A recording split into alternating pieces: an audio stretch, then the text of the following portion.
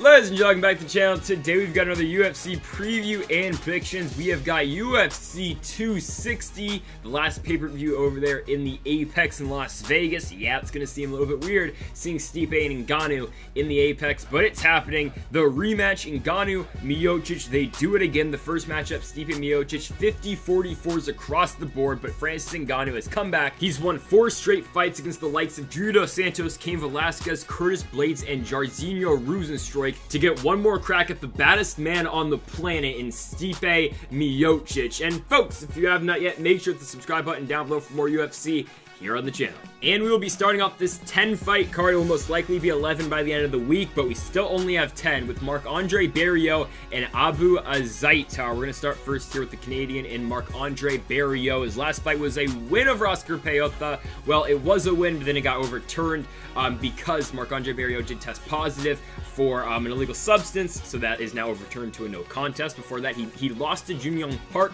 by unanimous decision over in Busan, South Korea. Then before that, he lost to Christoph Joko by split decision on UFC 240 in Alberta. And then before that, his first fight in the UFC was a fight against Andrew Sanchez, where he did lose by unanimous decision back in Canada. So right now, Marc-Andre Barriault is 0-3 in the UFC with that one sort of win, but not really, against Oscar Piotr, which the fight between Piotr and Marc-Andre Barriault was basically the loser gets cut, because Oscar Piotr did lose that fight. He got cut in June. He was 0-3 in the UFC at the time, or actually no, he was 2-3 in the UFC at the time, but he was on a 3-fight losing streak against guys such as Mearshart, Rodolfo Vieira, and Punahele Soriano. Marc-Andre Barriault beats him, but then doesn't really beat him, and yeah, so Barriault's still basically fighting for his contract at this point, where Abu Azaitar definitely isn't, and Barriault currently with a record of 11-4. We know his stand-up game is good, but we really haven't seen it much in the UFC, and I know he did knock out Oscar Piotr, which was a huge win for him. Finally gets the finish win, finally gets a win in the UFC, like what we saw in TKO previously, of course, a regional promotion in Canada. I mean, he was just knocking dudes out right and left. Again, comes in the UFC, really not the same, loses 3 straight decisions, and then gets the Piotr win. But he's taking on a really good fighter in this fight in Abu Azaitar. And Azaitar's last win, it was in 2018. It's been a while. That was his last fight, to be exact. It was a win over Vitor Miranda. That was on UFC Fight Night Shogun versus Smith over in Germany. That's his only win so far in the UFC. His only fight so far in the UFC was in 2018. And before that, he had a bunch of fights over in World Series of Fighting. He got back-to-back wins there in 2016. So it has been 3 fights since 2016 for Abu Azaitar. That's a little bit concerning, considering you're taking out a guy, Marc-Andre Barriault, who, given, has been pretty active. 3 fights in 2019, only 1 fight in 2020, but I mean, the world happens, so you can't really put that against Marc-Andre Barriault for not being active enough. Abu Azaitar, good stand-up fighter. Marc-Andre Barriault, when he lets the hands fly, he is a good stand-up fighter as well. So we will see a kickboxing fight in this fight. It's that simple. This fight will not hit the mat, most likely not. I really doubt it will. It's Marc-Andre Barriault's ground game, not great. Abu Azaitar's ground game just really hasn't been tested all that much. So I would definitely anticipate a stand-up fight in this one between Azaitar and Marc-Andre Barriault. It's a tough fight to call because, again, we don't know what we are going to get out of Abu Azaitar in this fight. He was scheduled to fight Oleksiejczuk earlier in 2020. That fight, I do believe it got canceled. Yeah, because of the virus, of course. And then after that, he was supposed to take on Joaquin Buckley, but that fight got canceled, and I do believe Buckley... Oh, you're right. Kasang and I stepped in, and yeah, that fight happened. So, Abu Azaitar avoided fighting Dziecityko and Buckley. Those 2 guys ended up fighting each other anyway, but still, hasn't gotten a fight in since 2018, so that's a little bit concerning. And for Marc-Andre Barriault, I mean, it's a tough pick to pick him too, because again, 3 losses in the UFC. He beats Piotr, which Oscar Piotr was not good in the UFC, and then even though he won that fight, he tests positive for an illegal substance. So, really don't know where to pick in this fight. I'm not confident at all. I'm going to take Abu Azaitar. I don't believe in Marc-Andre Barriault. I don't believe in his stand-up game enough to the point where I think he's going to beat Abu Azaitar on the feet. I think Azaitar is going to win this one. I'm going to go with the Moroccan-born fighter to pick up the win. I'm going to say by unanimous decision. I'm going to say pretty solid 30-27 by winning this fight on the feet. Next up, we have got Miranda Maverick taking on Jillian Robertson. I already talked about this fight over on UFC 258. Not confident at all with the pick. I'm going to keep it real with you right now. You're going to see it, but I'm not confident at all. We're not putting any money on it. Yeah, I don't don't know. It's a toss-up fight. I'm thinking of changing the prediction, but we're going to keep it as so. Alright, so next up, we have got Miranda Maverick taking on Jillian Robertson over in the women's flyweight division. Let's start here with Miranda Maverick. So her last fight, she did beat Liliana Jojua by doctor stoppage. I mean, go watch that fight. Miranda Maverick catches her and just splits Liliana Jojua's nose wide open. It's disgusting. It was the first fight over on the Habib Gaethje card in October. Yeah, that was not a pleasant way to start my morning when I watch UFC fights on a Saturday morning. And yeah, Miranda Maverick, yeah, just splits her nose wide open. And she, of course, came from Invicta, got a couple wins over there, had back-to-back wins over Deanna Bennett and Pro Gonzalez, and a really hyped UFC prospect. She's known mostly for her grappling, but man, the Jojua fight, I mean, I can't get away from that doctor stoppage finish. Yeah, just go look at Liliana Jojua's nose and all the blood that comes out. It is disgusting. It really is. But if Miranda Maverick can really work together her stand-up game with her ground game that is already really damn good, it's going to be a problem for Jillian Robertson. Because we've seen in the past, Jillian Robertson, if you can get her on the feet, you're going to win the fight. And even if you can kind of do what Talia Santos did to her, you can keep her on the feet for most of the fight. And even if it goes to the ground, Jillian Robertson is on the feet. She gets tired while she's striking, and if you can get her back on the ground like Talia Santos did, you can dominate her from the top position. So that's Miranda Maverick's key game plan in this one. I think she's got to work on the feet pretty well, and then eventually she can probably look to take this one to the ground. And yeah, we're down on Jillian Robertson, but the thing is, that is a very hard thing to do. But that's Miranda Maverick, currently sitting at a record of 8-2. But let's talk about her opponent now in Jillian Robertson. She fights all the damn time, and her last fight against Talia Santos, I thought she was going to be able to get the win over in December. I thought she was going to be able to get the fight to the ground and maybe get a submission off against Talia Santos, or definitely just control on the ground. Didn't happen. Talia Santos looks like potentially a top 15 fighter in the weight class. It's very interesting how that happened. But Jillian Robertson won a pretty good run before that. She beat Courtney Casey, and then she beat Polyana Botello back-to-back, one by rear naked choke, and the other one by decision. And before that, she fought Macy Barber, who's somehow in a co-main event of a pay-per-view card. Okay, but she did lose that fight to Macy Barber over in Boston. She got knocked out, or TKO'd within about 3 minutes in that fight. And yeah, Robertson's been fighting the UFC for a while. I mean, she came in, she beat Emily Whitmire, she beat Molly McCann as well. Lost to Mayra Bueno Silva, which isn't a very good loss at all, because she got subbed in that fight. So the only time Jillian Robertson has been submitted was to Mayra Bueno Silva over on UFC San Paulo. That would be Thiago Santos and Eric Anders. And then she came around after that, beat Verona Macedo, and then beat Sarah Forta as well. And yeah, Jillian Robertson currently sitting at a record of 9-5. I do believe she's no longer ranked, actually, currently in the division.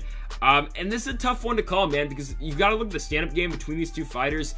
I mean, I guess you probably have to give it to Miranda Maverick. Jillian Robertson, obviously not known for her striking, but on the ground game, it's completely a toss-up, I would say. I think Jillian Robertson definitely working off her back is a lot better than Miranda Maverick, and man, it is a tough one to call, but I'm gonna go with Jillian Robertson again. I think I've picked her like 4 times now on the channel. I'm gonna do it again. I'm taking Jillian Robertson to probably win this one. I think she'll win this one by decision. I think she'll probably control on the ground. I know she's got to avoid some of the striking and what I said earlier, what Miranda Maverick can do to win the fight, but I think we're gonna go with the Jillian Robertson decision win. Yep, I'm picking her again.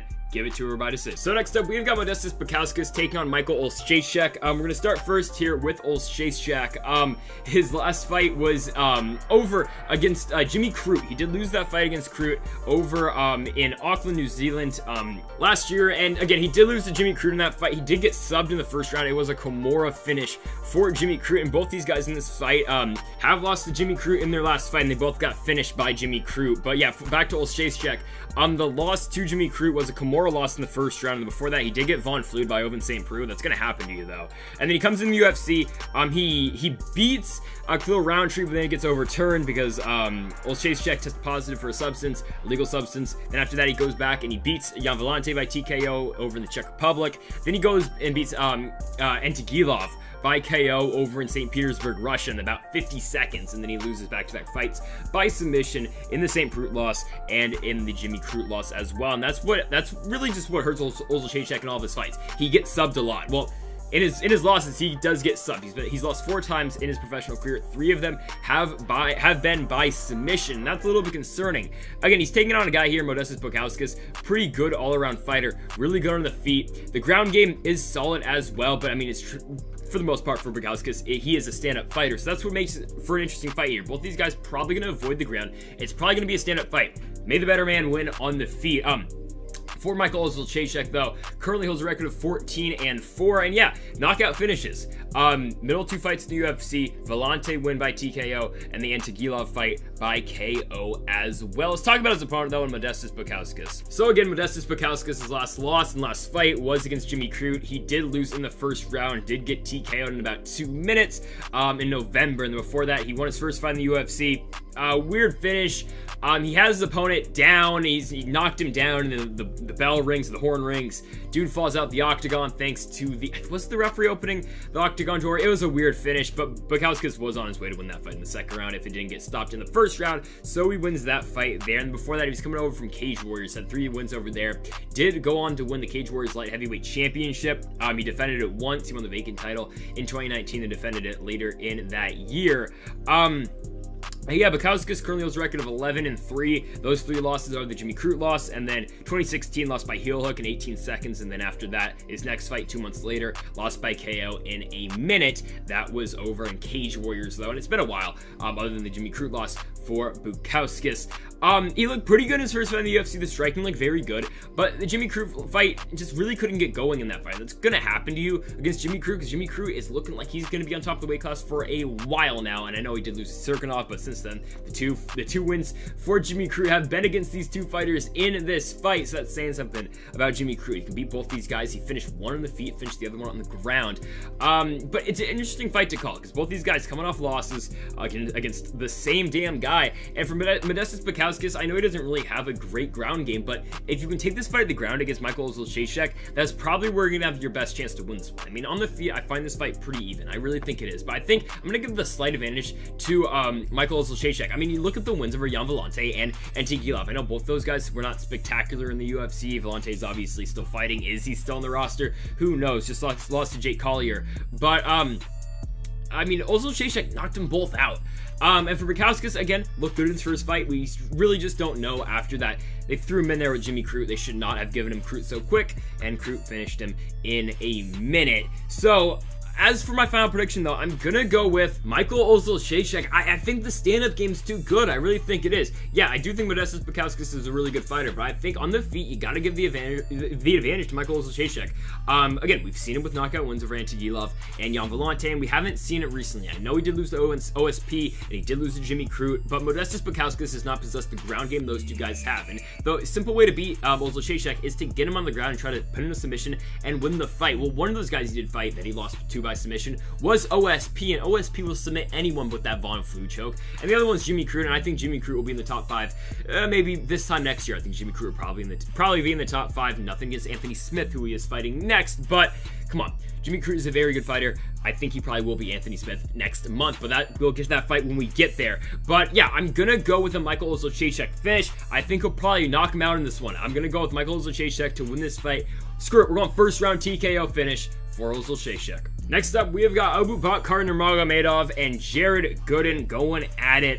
Yeah, we're going to start here with Abubakar Nurmagomedov. Obviously, this fight will be at 170 pounds. And Abubakar Nurmagomedov coming back for the first time since losing to David Zawada in the first round. He got triangle choked in the first round. The Zabit Magomedsharipov fight versus Calvin Kattar. Well, Abubakar Nurmagomedov was looking very good in that fight. He really was. Got a takedown in that one, was on top of David Zawada, but he stayed in the guard of Zawada, and Zawada ended up throwing up a triangle choke, finished the fight 3 minutes in, and Habib was pissed. Habib Nurmagomedov will be in the corner of Abubakar Nurmagomedov in this one. Of course, he is his cousin, but yeah, Zawada got him with the triangle choke. Connor had his fun on Twitter, but yeah, Nurmagomedov's only fight so far in the UFC has been to Zawada. And then before that, he did fight in PFL. Yeah, he did go 1-1-1 in PFL. Of course, with the his last fight in the PFL being only 2 rounds, and then of course the 2-round thing, if you split rounds, it's going to be a draw. So that's why he does have that one draw over there. Did lose his first fight. He did get subbed in the first and second round in that one, and then second fight did win by unanimous decision. Abubakar Nurmagomedov, very good stand-up, very good stand-up game. The ground game is not horrible as well. Good wrestling from Abubakar Nurmagomedov, as you will get from a lot of these Dagestani guys. Really good sambo. Jiu-jitsu is not great, and I mean, Jared Gooden, it's not like Jared Gooden's going to be throwing up triangles from his back. He is solid on the ground. He does possess some submissions, but Abubakar Nurmagomedov, I don't think is going to be in too much danger on the ground with Jared Gooden. I think he'll be pretty fine with top position on Jared Gooden. I don't think he's going to be too concerned with that. And on the feet, pretty even fight, if I'm going to say so myself. Jared Gooden, again, solid on the feet. We're going to talk more about him in a second, but Abubakar Nurmagomedov, we've seen in the past, he can get finishes on the feet. We saw that in World Series only once, but still. His stand-up game is solid, his ground game is good as well, and he currently holds a record of 15 wins, 3 losses, and 1 draw. But the David Zawada fight is going to be, I mean, that's where the most attention in this one is going to go to, because David Zawada, he was not supposed to win that fight. Abubakar Nurmagomedov was supposed to win that one. It was in Russia, and he did get subbed. And you got a guy here in Jared Gooden, who I thought was going to be Alan Jouban. Didn't happen, but still, a guy coming in this one who is 0-1 in the UFC as well. So someone's O has got to go in the win column. Someone's got to pick up a win in this fight. Anyhow, let's go now to Nurmagomedov's opponent, and Jared Gooden. And the Jared Gooden fight versus Alan Jouban, it was an interesting one. Jared Gooden did get beat up pretty bad in that fight. I don't remember the exact scorecards, but I think we had a couple 30-27s. I think we did have a 29-28. Don't quote me on that one, but you knew at the end of the fight that Alan Jouban did win that one. And Jared Gooden, again, I thought he was going to win that one. I thought he was going to be able to keep the fight on the feet, be able to beat Alan Jouban standing, and then even if it did go to the ground, I thought Jared Gooden was going to have a good chance down there as well. He did not. Alan Jouban controlled the fight on the feet, got a couple takedowns in that one, and just controlled Jared Gooden on the ground to the point where I believe it was the 3rd round. Don't quote me on this. It could have been the 2nd or 3rd round, but where Alan Jouban's got a rear naked choke, and it looks like he's going to get Jared Gooden out of there, but Gooden barely holds on. I mean, the choke was sunken in with like 25 seconds left in the round, and somehow, some way, Jared Gooden did stay in the fight, but Alan Jouban had Jared Gooden on the ropes for multiple points in that fight. I mean, he was really controlling the pace of that fight. Jared Gooden really just couldn't get any of his offense in that one. That was on UFC 255, Figueiredo and Perez. That was Gooden's first fight in the UFC, and if you look before that for Gooden, he picks up a win on Titan over Trent McCown. He wins in the 2nd round by TKO. That's how he got the contract in the UFC. And before that, he picks up a win over a guy named Jay Jackson. Jay Jackson was 3-13 at the time, and now it's 3-14. So really don't know about that one. But he did beat him, this Jay Jackson guy.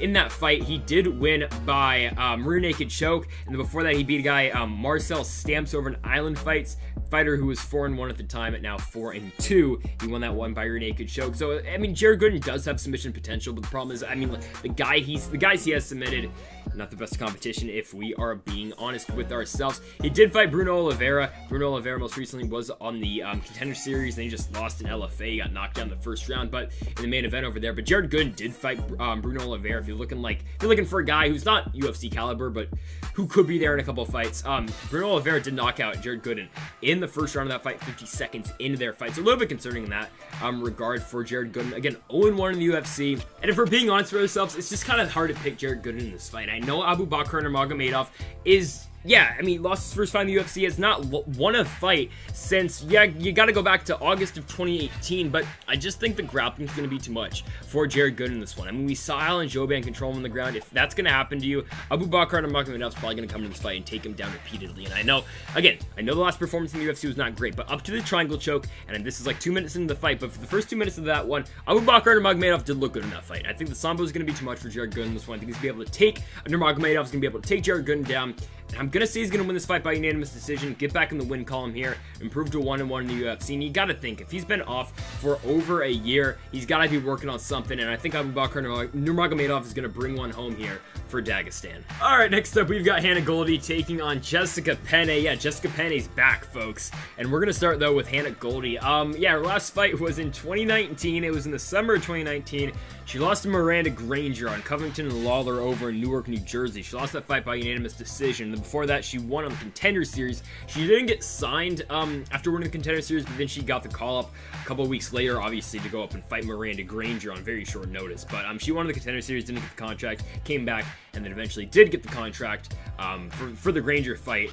It has not fought since 2019. She's supposed to fight Loma Lukebani. I do believe, yeah, it was early in 2020 she was supposed to fight Lukebani. Fight didn't happen because, not Miranda Granger, because Hannah Goldy did have to pull out of that fight. And then didn't get a fight through the entire year of 2020. Now she's back. 2021, she's taking on Jessica Penne, and that's just an interesting fight. Hannah Goldy has beat Jillian Robertson in the past. That was a unanimous decision in 2016. And yeah, Goldy and Robertson do train together now, I do believe. But Goldy did win that fight. That was her first ever pro fight. And then yeah, we got the overall pro record for Hannah Goldy: 5 wins and 1 loss. It's just hard to gauge where she's at this point in her career because we haven't seen her since 2019, when she did lose to Miranda Granger on very short notice. Yeah, it's been weird. She's had 6 pro fights. Solid stand-up game. The ground game's alright as well. It's just, yeah, I don't know. It's a tough fight to gauge, but like, this is even tougher. She's fighting Jessica Penne, who hasn't fought since April of 2017. All right, let's go on. Yeah, I don't know, man. I mean, Jessica Penne's last fight was a loss to Danielle Taylor on Cub Swanson Artem Lobov in Nashville, Tennessee. But the reason why Jessica Penne was out, she got suspended for 4 years. USADA. Yeah. Okay. I don't know all the details on that one. It was a fishy suspension too. I don't know what happened. I'm not going to get into it, but she's back now apparently. She's taking on Hannah Goldy. The thing is, for Jessica Penne, before she lost to Danielle Taylor, she fought some really good fighters. Jessica Andrade, she got TKO'd, but Jessica Andrade, gonna happen. Champion. Joanna Jędrzejczyk, she actually got a title shot over in Berlin, Germany. It was a fight night main event. Jessica Penne versus Joanna Jędrzejczyk. I do believe it was Joanna's first defense of the title. I think it was either first or second. It was her first, yeah, because then she would fight Letourneau after. Yeah, so she beat Jessica Penne in that one. Pretty dominant. I mean, the first 2 rounds, Joanna was beating down Jessica Penne, and then the 3rd round, eventually, Joanna did get the TKO finish. And then you want to know how Jessica Penne got the title shot? Well, she beat Miranda Marcos by split decision. Yeah, she got a title fight for beating Miranda Marcos by split decision over on the Ultimate Fighter finale show. And then she did fight, of course, in the Ultimate Fighter. She lost to Carla Esparza eventually in the 3rd round or in the semifinals round, and of course Esparza would go on to beat Rose Namajunas. Yeah, Jessica Penne, current record of 12-5. She's fought some of the best in the past. She did fight Michelle Waterson. That was over in, yeah, that was in 2013, over in Invicta for the Atomweight Championship. That's how she lost the title. That's how Waterson picked up the title by armbar. Waterson did win that one. Penne, before the UFC, did fight Rina Kubota over in Shooter Box. That was in 2011, again, long time ago. Penne did beat Kubota in that one. Rising fighter, now Rina Kubota. But, yeah, Penne, current record of 12-5. Just tough to gauge where she's at because she has not fought since 2017. She has not won a fight in the UFC since 2014. Tough to call, man. It's just a tough fight. I don't know where Jessica Penne's at, considering, again, she has not fought in 4 years. Just because of that reason alone, I'm gonna end up taking Hannah Goldy by decision, I guess. I don't know, man. I'm not confident in this one at all.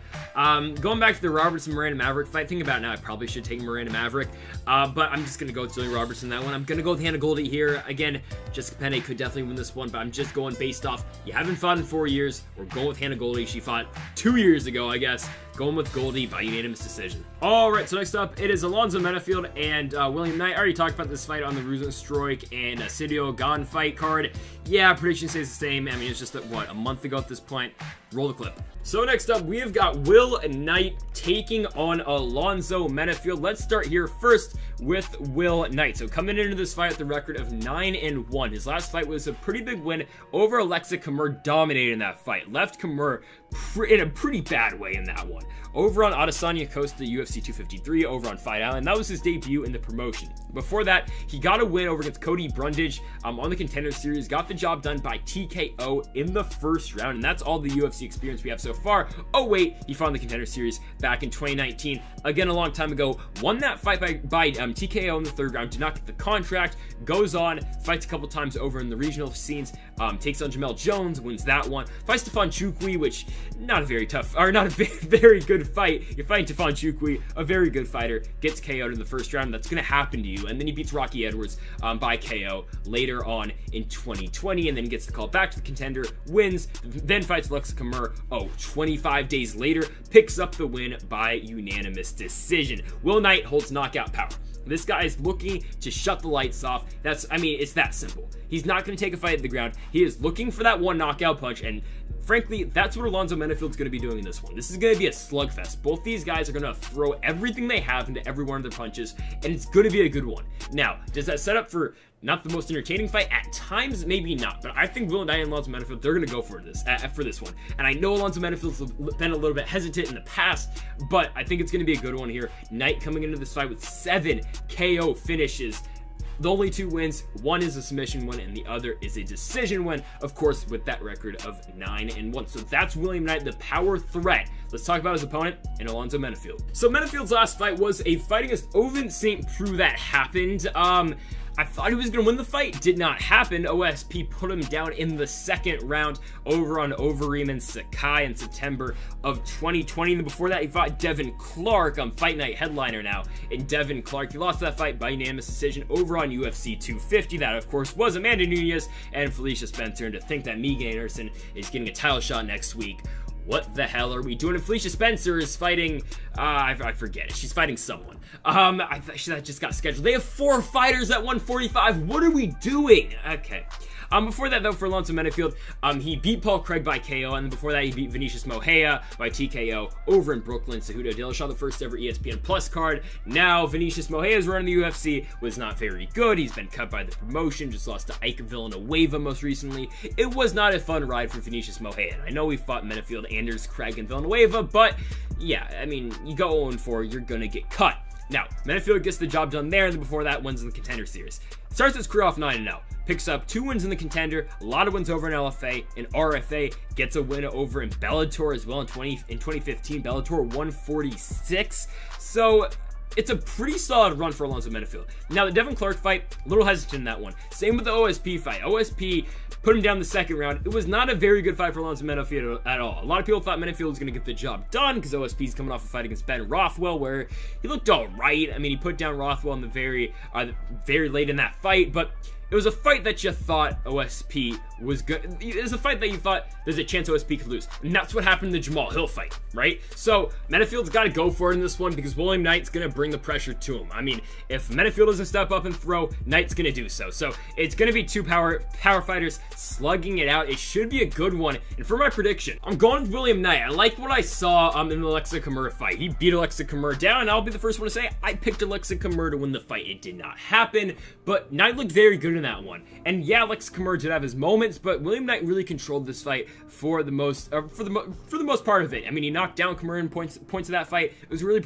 impressive performance. I think we're going to see the same in this one. I think he's going to KO Alonzo Menifield. I think we're going to get kind of something like the situation in the OSP fight. I think Knight will put down Menifield in this one, give him the win by KO. Next up, we have got a fight here between Jamie Mullarkey and Kama Worthy. We'll start off first here with Kama Worthy. His last fight was a loss to Azaitar by TKO in Vegas. It was on Watterson and Hill. Lost in the 1st round of that fight, and say what you want about Azaitar. I know he is back now in the UFC, apparently. 2nd chance, okay. But yeah, Azaitar is a very good fighter. Undefeated, 13-0. And Kama Worthy got caught in that fight. It's going to happen to you when you fight a very talented fighter in Azaitar. Before that, for Kama Worthy, he beat Luis Pena. Didn't think that was going to happen. He subbed Luis Pena in the 3rd round. Yeah, right? And then before that, I thought there was no chance in hell he was going to beat Devontae Smith, and he goes in and beats Devontae Smith. He knocks him out in the 1st round. A guy in Devontae Smith who I am still very high on. I mean, again, Devontae Smith goes in and beats Justin James. I'm still thinking that Devontae Smith is the future in that weight class, and Kama Worthy stopped the show. UFC 241 in Anaheim, California. Knocked him out in the 1st round, and yeah, Kama Worthy's been fighting for a while. He's been fighting since 2012. Again, in 2012, he did have a fight against Paul Felder. Did lose that one by TKO over in Pittsburgh, Pennsylvania. But yeah, he did fight Felder in the past. He did fight Billy Quarantillo as well, but Billy Q did pick up the win in 2015 by TKO as well. Kama Worthy, good striker, good ground game as well, but the advantage, or his best place is on the feet, obviously. The only concerning thing with Kama Worthy is he has been knocked out 6 times in his career now. Starting with that first one against Paul Felder, then Billy Quarantillo, lost a couple more times, actually got KO'd by Kyle Nelson as well, and then comes into the UFC, picks up a couple wins over Devontae Smith, and then Luis Pena, and then gets knocked out by Azaitar. That's the only concern for Kama Worthy. Again, he's been knocked out a lot in his career, but he throws some really good shots as well. He's a very good stand-up fighter, very heavy hands. And that's the problem going into this one for Jamie Mullarkey. Mullarkey, we have seen him get beat on the feet twice now in the UFC, Barriault in the Fair-ZM fight. So we're going to get Jamie Mullarkey here in just a quick second. But Kama Worthy so far in the UFC, record of 16-7, 2-1 with wins over Devontae Smith and Luis Pena, 2 very good prospects, and then 1 loss to another very good prospect, undefeated fighter, in Azaitar. So yeah, that's Kama Worthy. Let's talk about his opponent here in Jamie Mullarkey. And Mullarkey, again, 0-2 in the UFC. Has not looked great. But we're going to go straight to it. Jamie Mullarkey is most well known for getting knocked the hell out by Alexander Volkanovski. Alexander Volkanovski, you go watch that fight. It's an Australian FC. It's on YouTube.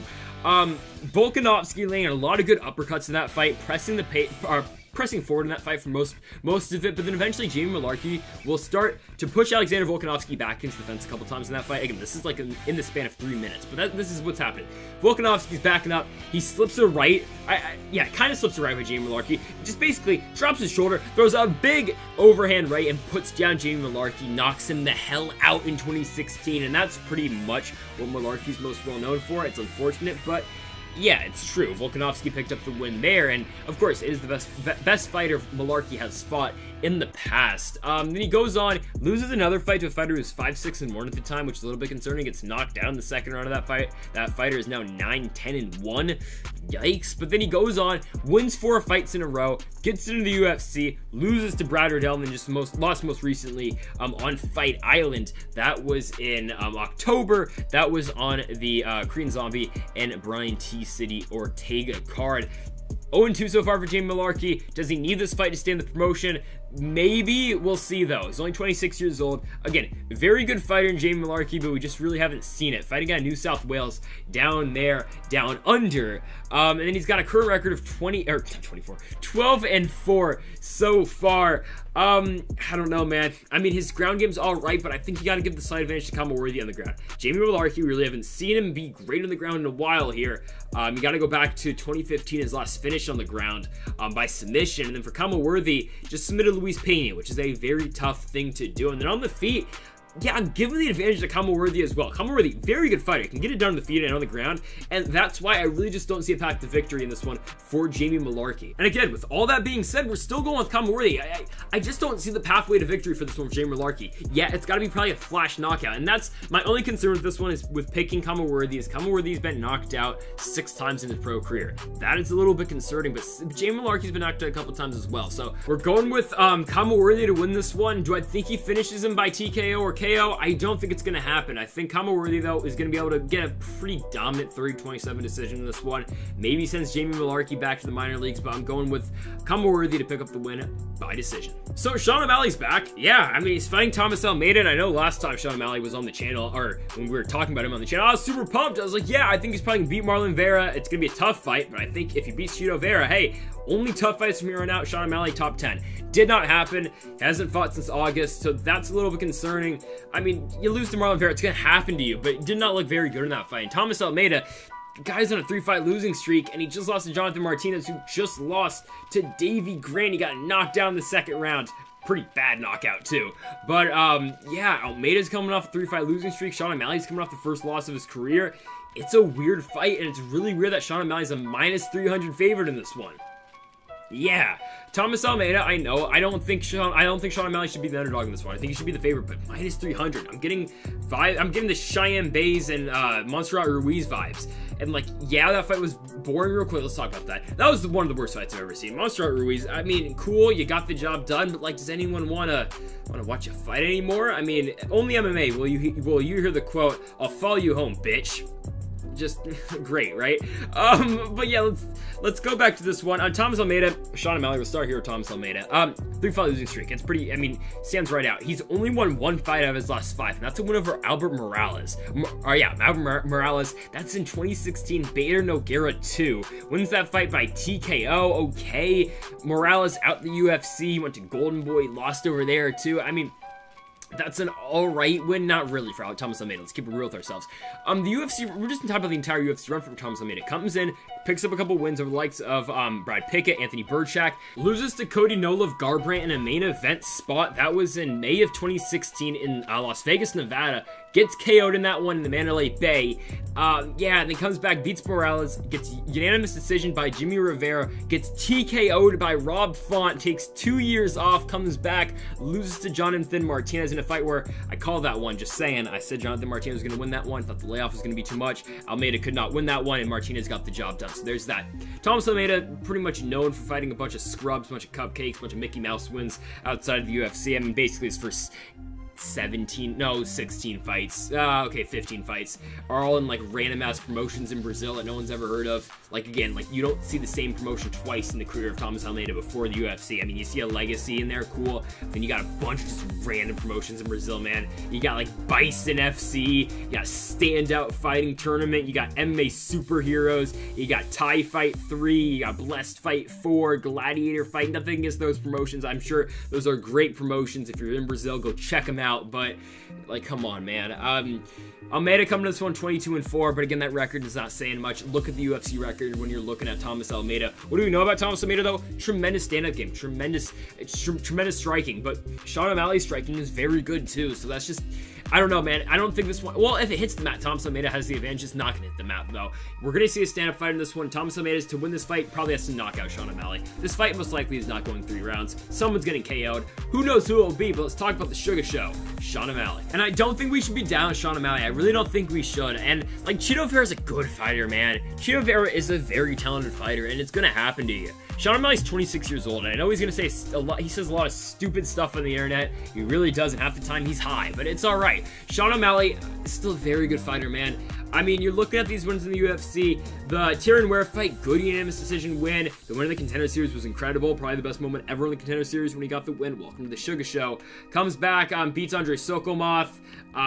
Yeah, sure, he beat him. Sokolov had that win, but then he didn't. Like, why'd you take him down, Andre? I don't know what we're doing here. Then after that, Sean O'Malley beats Jose Alberto Quinones after the whole USADA weird situation that went on. Then he beats Eddie Wineland by KO, then the Marlon Vera fight. So that's the Sean O'Malley run so far in the UFC. And O'Malley, man, solid ground game. You don't see it often. We have seen him do some grappling tournaments, or, well, he did, what did he do? It was the Team UFC versus Team Strikeforce thing.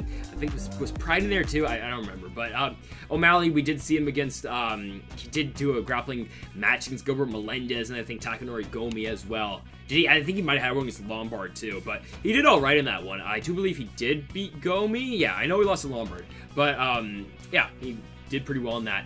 But we're going to see a stand-up fight in this one. I mean, all this grappling stuff aside, we're going to see a stand-up fight, I think. Almeida might try to shoot for a couple takedowns in this one. I don't think we're going to see it on the mat too often, though. I think O'Malley and Almeida probably going to stand up here and strike, and I don't like the line on Sean O'Malley, minus 300. Like, what? Again, I think Sean O'Malley, I'll say it right now, I think he's going to win the fight, but minus 300, that's terrible. It is terrible. Now, I don't think O'Malley wins by decision either. I think O'Malley's going to win this one by KO. I think if Almeida wins this one, he's going to win this one by KO. I don't think this fight gets out of the second round, and that's why I'm going with a Sean O'Malley second round KO finish. And I think O'Malley's back, man.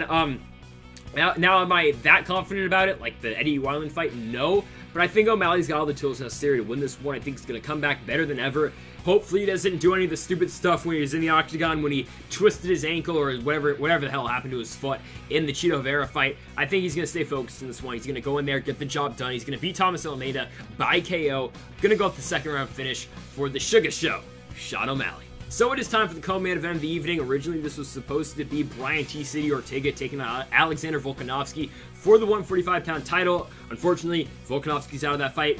Wish him the best recovery. But, yeah, now we've got Tyron Woodley and Vicente Luque, but Are we getting Volkanovski and Ortega on the Jacksonville card? Maybe 4 title fights? Hell, just throw in Amanda Nunes and Juliana Pena. Make it 5 title fights, all main card with the full crowd. Oh my goodness, I'm so pumped for that damn card. Get us the hell out the Apex and this stupid small octagon. Alright, but back onto this fight. Tyron Woodley, the frozen one. Sorry, the chosen one. And Vicente Luque. We're starting off here with Vicente Luque. So, coming off the win over Randy Brown. Finished him in the second round. Very late in the second round, Brunson Shabazian. And before that, big win over Nico Price. Very fun fight. UFC 249, the first one back in Jacksonville. Good fight. Eventually gets the job done because Nico Price's eye just swells up and then it closes. And then Luque won that fight. And then before that, he lost to Stephen Wonderboy Thompson. Really good fight. Go watch that one, but pretty obvious decision win for that one for Wonderboy. You got a 30-26, 30-26, and a 29-27 in that one. For being honest, it was 30-26. And Wonderboy knocks Luque down a couple times in that fight. That was a levels fight. It was a fight for Vicente Luque. You know, you go back to the drawing board, you come back, you beat a guy Nico Price, you beat a guy Randy Brown, back taking on the best in the weight class. Tyron Woodley, say what you want, is still a top 10 fighter in the welterweight division. Before that, for Luque, fights Mike Perry. I've talked about that fight like 7 times on the channel. I thought Mike Perry won, but they gave the win to Luque by split decision. Long story short, Perry's nose, I think, just messed up the judges, and they were just like, alright, we're going to give it to Luque because of the visual of Perry's face. Before that, Luque beat Derek Krantz by TKO, Brian Barberena by TKO, Jalen Turner by KO, Nico Price by submission by Darce, loses to Leon Edwards, Bilal Muhammad, bunch of fights. Started off in the UFC with a loss to Michael Graves, and then beat Hader Hassan by Anaconda choke on Dos Anjos Cerrone 2 for the title over there in Orlando, Florida. In 2015, by the way, the co-main event, you got Junior Dos Santos and Alistair Overeem on the UFC on Fox cards. Oh, do I miss the UFC on Fox? I really do. But, Luque, yeah, coming into this fight with a record of 19-7-1. I mean, don't let all those losses, really. I mean, he's lost 3 times in the UFC. First one was in 2015, his debut fight, 2014, excuse me. And then Leon Edwards and Wonderboy, come on. I mean, Edwards is what, 3? Wonderboy's 4 in the weight class, come on. And then also, Luque beat Thiago Santos in 2012, so there's that. And Spartan MMA by TKO. That's pretty tough to do, right? So, Luque, I mean, the striking is incredible. 11 knockouts in the record for Luque. It's a different fight, and I'm going to get more into this one about Tyron Woodley in a second here, but it's a different fight for Woodley than Usman, Burns, and Covington, because you're going from the elite of the weight class. Those are the 3 top 5 guys. I think Usman and Covington are a different level than Gilbert Burns, but whatever. You're fighting the best fighters in the weight class. You're going to them to Vicente Luque, who, nothing against Vicente Luque, but he's not on the level of Covington, Burns, and Usman. It's that simple. But it's a different fight to the fact that Luque brings a lot of pressure on the feet. Yeah, Colby Covington does, but I think Luque has a little bit more power than Colby Covington. I mean, it's debatable, but Luque is going to stay in there. He's going to throw a lot of pressure in your face, unlike Colby, which Colby, again, he's going to throw more volume than Luque is going to, but Luque is going to throw more power shots than Covington will. Covington will just overwhelm you with volume just to get the takedown. Luque's not looking for the takedown. He's just looking to basically just knock your head off. So, there's that. Yeah, Luque coming to this fight, again, record of 19-7-1, 2 losses in the UFC recently, kind of in the last 4 years. But yeah, let's talk about his opponent here, Tyron Woodley. I've got a lot to say about Tyron Woodley. Man, 15 straight rounds. Could be 18 after this one. Okay, Woodley, man. Usman fight, okay, you didn't look good. Usman's the champion, sure.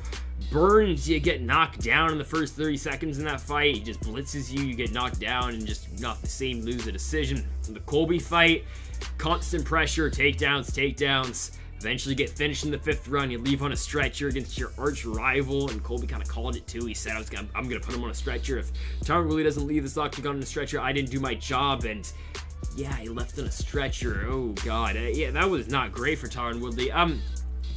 You gotta let the hands fly. I have no other way of putting it. I think Tyron Woodley's got to win this fight if he's going to stay in the UFC. Now, okay, given they probably will give him another fight if he wants to take another fight, but should he fight again if he loses to Vicente Luque? I don't think he should. Again, it's festival. Woodley's he's got to throw more. I don't know what's happened since the Darren Till fight, because don't forget, Darren Till fight, that's in 2018. He looked very good in that one. He won by Darce choke in that fight. Looked good, knocked down Till, eventually got him with the Darce, or as Snoop Dogg called it, the Dart, but he looked good in that fight. Now, will Tyron Woodley use the wrestling in this one? Because unlike Usman, Burns, and Covington, Luque is not on the same wrestling and jiu-jitsu level as those 3 guys. He's not. The problem is, like, Luque, okay, on paper he's not, but Luque's ground game is underrated, man. I mean, you often don't see Luque on the ground just because the worse he gets in on the feet, but like the Mike Perry fight, it ended up on the ground, but Luque got him in that guillotine at the end of the 3rd round, all that blood dripping out of Mike Perry's nose. He can get finishes on the ground. I mean, look at the Hader Son fight. Submitted him on the ground with the Anaconda choke. He finished Nico Price with the Darce choke. He finished a couple other guys in the UFC with the Darce as well. So, like, I think Luque, if Woodley takes him down, Luque might welcome it. He might welcome taking this fight on the ground, Tyron Woodley, but I think obviously Luque probably will want this one on the feet, just considering what Tyron Woodley has been unable to do in his last couple of fights. What Woodley's done in his last couple of fights, he stood there, and again, he's taken on the 3 best fighters in the weight class, debatably, but he's standing there, he backs up against the fence, waiting. Like, for example, I'll go back to the Colby fight just because that's the most recently. Colby will throw his 3-punch combo. He'll throw the right, he'll throw the left again, or whatever. Or he'll throw the right, throw the left, he'll throw the kick afterwards. Woodley will kind of wait for Colby to hit that body kick. He'll wait, he'll unload, boom, throw a big right, and just kind of sit there for the next 3 minutes. That's what Woodley's been doing. Now, Woodley does not really have to fear the takedown in this fight. He doesn't, because Usman, Burns, and Covington, you have to fear the takedown at all points in that fight. You don't against Luque, because Luque will stand there and he will bang with you. He will throw everything he's got against Tyron Woodley, but Woodley, if he tries to take down Luque, I don't know if he's going to have too much success. So, essentially in this one, Tyron Woodley's got to win a stand-up fight against Vicente Luque. Do I think he can do so? If we get Tyron Woodley before the 3 fights against Usman, Burns, and Covington, yeah, I think he probably could be Vicente Luque in a stand-up fight. The Woodley that we saw against Wonderboy, I think is still to this day the best Woodley we ever saw. I really think it is. Now, given I thought Wonderboy probably won the 2nd fight, did Wonderboy win the 1st fight? I actually had it a draw, but I thought Wonderboy won the 2nd fight. Woodley looked good in those fights regardless, though, and I know the 2nd fight was boring as hell, and I still thought Wonderboy won that fight. I thought that was a robbery, but okay. But like, that was the best Woodley we've ever seen. Threw that big overhand right, like he knocked out Robbie Lawler with. We haven't seen that guy since the Darren Till fight, and that's concerning because Luque is not going to wait for you, man. Luque's going to go. He's going to push the pressure on Woodley, and he's going to back Woodley up against the fence again, and Woodley's just going to stand there, and he's going to become the frozen one again. I don't have any confidence in Tyron Woodley. I really don't. I think the wrestling is he's gonna have to go to wrestling in this one. I don't think he wins the stand-up fight with Vicente Luque. I don't think he's gonna do it. And I apologize if it sounds like I'm going in circles here, but it's that simple. That all being said, I'm going Vicente Luque. I think Woodley loses 18 straight rounds. I just think he's gonna be hesitant again, and he's just gonna stand there. He's gonna let Luque push the pressure on him, and I think Luque's gonna outstrike him. I don't think he finishes Woodley, but going Vicente Luque, 30-27s across the board. I think we get a pretty dominant performance on the feet. I think maybe sure, I'll say Woodley tries to shoot for a couple takedowns. It doesn't work. I think Luque stuffs him. I think Luque's ground game and his wrestling defense is very underrated. His takedown defense is very underrated. I think Luque beats him at all points in this fight. Vicente Luque, unanimous decision. Well, it is time. It is time for the main event of the evening. It is the rematch. Francis Ngannou and Stipe Miocic, number 2. Oh my goodness, here we go. So, Francis Ngannou, we're going to start with Francis.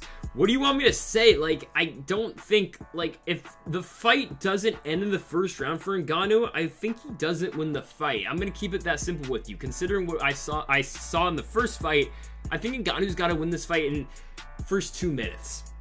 Now, what are the odds of that?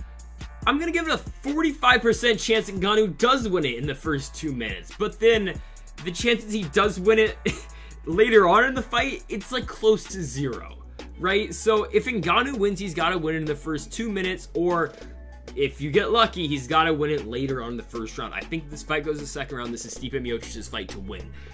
Ngannou's probably going to throw the windmill technique. I call it the windmill technique. We saw when he beat Jairzinho Rozenstruik. Okay. Ngannou threw 13 strikes in that fight. I think it was. Give or take, it was 13 strikes. He landed 1. He ended the fight with that 1 strike against Jairzinho Rozenstruik. Just shows you the power that man does have. And Junior Dos Santos, the fight was actually a minute, so it was longer than a lot of Ngannou fights. He finished them. JDS, thankfully, just saved himself, just covered up early for his own health. Good for JDS. But the Cain Velasquez fight, good lord, was it the knee? Was it Ngannou? It was probably Ngannou. Yeah, it was Ngannou's big strike. The Curtis Blades fight, more the same. I mean, that's happened twice to Blades at this point.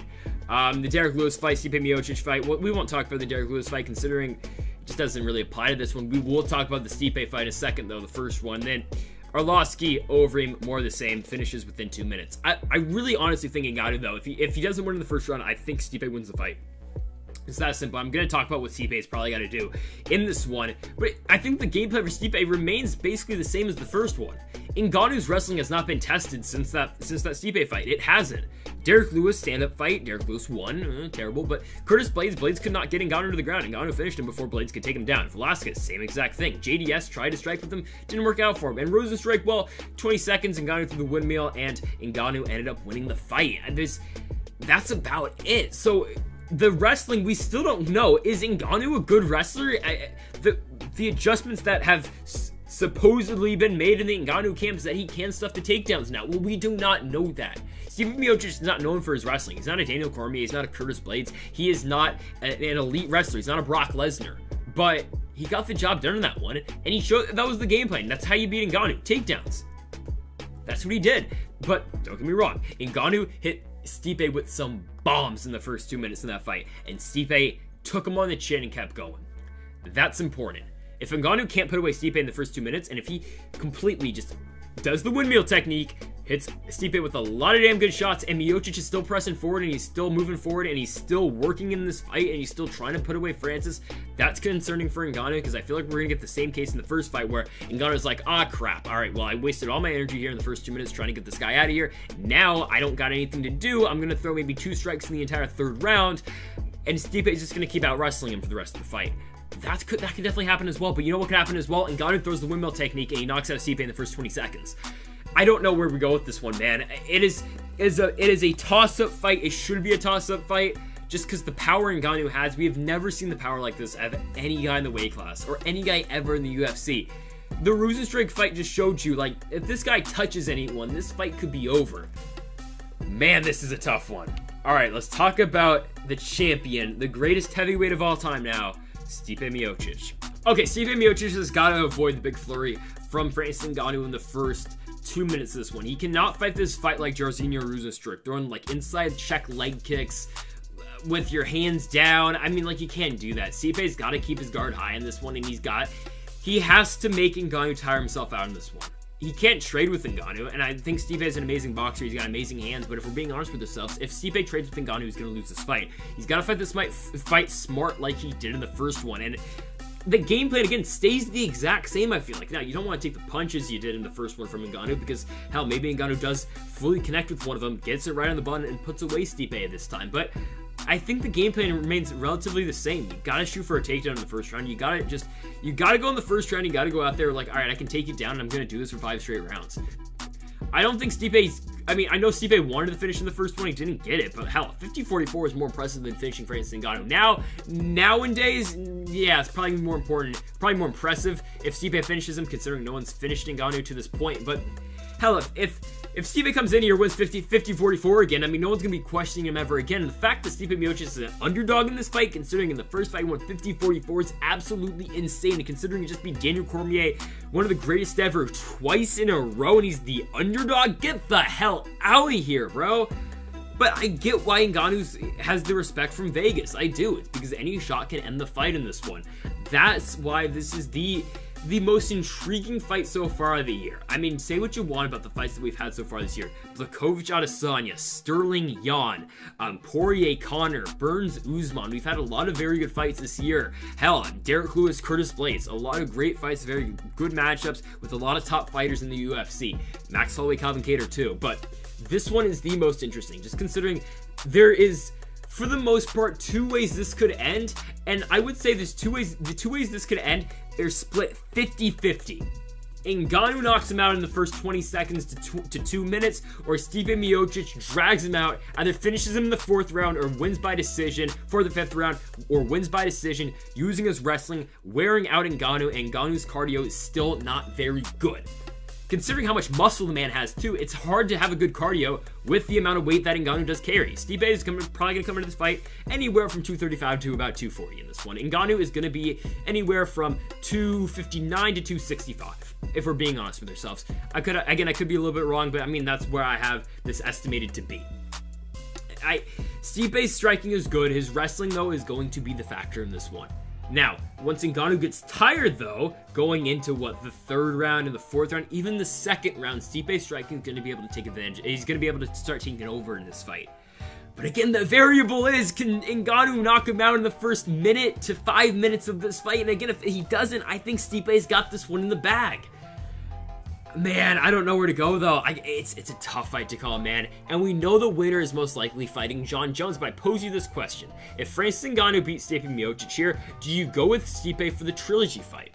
Right? Because Stipe's probably going to get a rematch no matter what. I feel like if Ngannou wins this fight, though, we get Ngannou Jones, the winner will fight Stipe Miocic, because Miocic does deserve an immediate rematch. But hey, if you're going to lose to Ngannou, it's not like he's going to submit you by Kimura. He's probably going to beat you by knockout. And Ngannou, after getting knocked out by Ngannou, you're going to need a while to stay off. So I think if that happens, Stipe is probably going to take a long layoff, come back for the winner. Jon Jones is Francis Ngannou. And again, Jon Jones versus the winner of this fight is a very intriguing matchup. But if I'm being honest with everyone here, like, I feel like the Jon Jones and Ngannou fight is kind of the same like Stipe and Ngannou.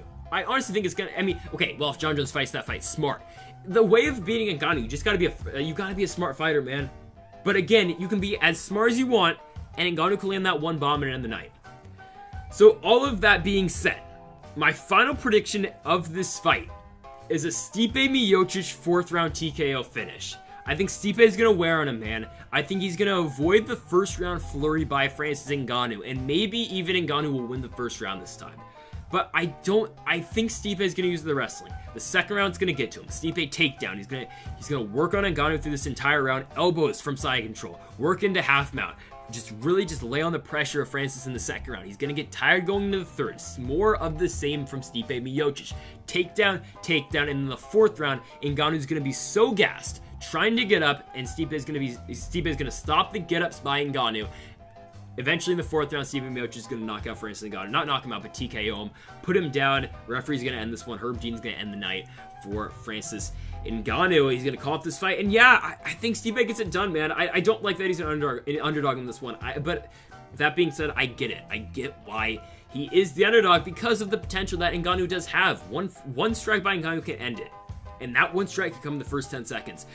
Personally, I think it could happen, but if I had to put $1,000 on this fight, I'm picking Stipe Miocic just because of what we've seen in the past. I'm so surprised so many people are taking Francis Ngannou just because, yes, he has knockout power, and yes, he beat Rozenstruik, yes, he beat Kane, yes, he beat JDS, and yes, he did beat Curtis Blades. But 3 of those 4 guys, tell me what Cain Velasquez has done before and after the Francis Ngannou fight. Exactly. He beat Travis Brown before that fight. He hasn't fought since. He got released by WWE. Júlio dos Santos after that fight lost to Curtis Blades, lost to Bongamet, lost to Jairzinho Rozenstruik. Jairzinho Rozenstruik, before that fight, he knocked out Alistair Overeem in a fight that he was losing 24.5 minutes in, getting dominated on the ground. He landed one punch and ended the night for Overeem, and with 2 seconds left in that one. Okay, sure, good win for Rozenstruik. After that, after the Ngannou loss, beats JDS, okay, good win, but then he gets just completely beat down by Bongamet Ciryl Gane, and I know that fight was not great, but Gane controlled the pressure in that fight, and Rozenstruik really didn't do anything. Was he... I don't know. Was he gun shy in that one? Definitely, but you look at the guys Ngannou's beat. Those guys do not possess the same fight IQ that Stipe Miocic does. And I know that's kind of discrediting former champions in Cain Velasquez and Júlio dos Santos. The thing is, Dos Santos doesn't shoot for takedowns like Stipe did, and I know Cain Velasquez probably should have, but the ring rust was real in that one. Cain Velasquez before that fight, the fight before Francis Ngannou for Cain Velasquez, you got to go all the way back to UFC 200. He took 3 years off, and you're coming back and you're fighting in an ESPN main event against potentially the scariest dude to ever fight at heavyweight. I mean, the Cain Velasquez one was a good win, but still, Cain wasn't fighting. And Curtis Blades, sure, but I mean, whatever. That fight was 2018. I mean, like, I think Stipe wins this one, man. I'm going Stipe Miocic 4th round TKO. I'm excited, but I think Stipe is going to be able to get the job done, and still the greatest heavyweight of all time. And with this win for Stipe Miocic, with Stipe winning this fight against Ngannou, and if he goes on to beat Jon Jones, we got to start talking about Stipe Miocic being the greatest fighter of all time. And I know he's got 3 losses, Struve, whatever, JDS, former champion, Daniel Cormier caught him, and Stipe shouldn't have taken that fight so quick after that fight against Francis Ngannou. I think if Stipe wins these next two fights with Jon and Ngannou, greatest of all time. There you go. And again, if he beats John the first time, they're probably going to fight again. So he's probably likely have to beat John Jones twice. Ngannou's the same thing. You got to beat Stipe twice, basically, at this point. But who knows? I'm going Stipe Miocic to get the job done. I'm pumped. I don't like that it's in the small octagon, but I think in a way that's going to help Stipe Miocic, man. Again, you kind of have to avoid the big flurry in the first round, but I don't think the octagon's going to affect it that much. I think the main thing for Stipe, though, is going to be wrestling. You'll be able to control Francis, continue to apply the pressure with the wrestling, and Stipe Miocic is going to get the job done, and still bringing it back to Independence, Ohio. And folks, thank y'all for watching this UFC preview and predictions, UFC 260. It's a pretty good card, 10 fights. Again, we'll probably get a couple more by the end of the week. Would expect to see a couple of fights added in the very near future. If there are any new fights, make sure to check the comment section or the description for my new predictions of those fights. Again, folks, thank y'all for watching. Make sure to hit the subscribe button down below if you have not yet. Also, make sure to leave a like if you did enjoy the video. Also, leave a comment if you do disagree with any of my picks. I am glad to debate you down in the comment section down below. Thank y'all for watching, folks, and Mamba forever.